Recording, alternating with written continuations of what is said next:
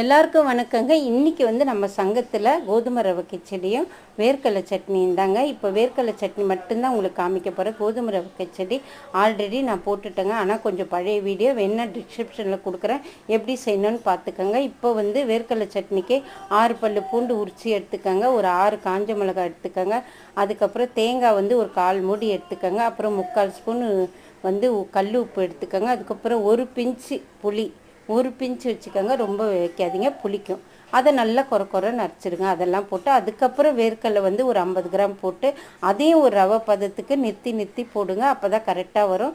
அதுக்கப்புறம் 1/4 ஸ்பூன் சீரகம், ஒரு ஸ்பூன் தேங்காய் எண்ணெய், 1/4 ஸ்பூன் சீரகம், 1/2 ஸ்பூன் உளுந்து, 1/4 ஸ்பூன் கடுகு, அதுக்கப்புறம் கருவேப்பிலை, ஒரு 2 கொத்து கருவேப்பிலை போட்டு சட்னி தாளித்து எடுத்திங்கன்னா ரொம்ப சூப்பராக இருக்கும். உப்புமாவுக்கு, பொங்கலுக்கு, இட்லிக்கு, தோசைக்கு எல்லாத்துக்குமே இந்த சட்னி செம்ம டேஸ்ட்டாக இருக்கும். உடம்புக்கும் நல்லது.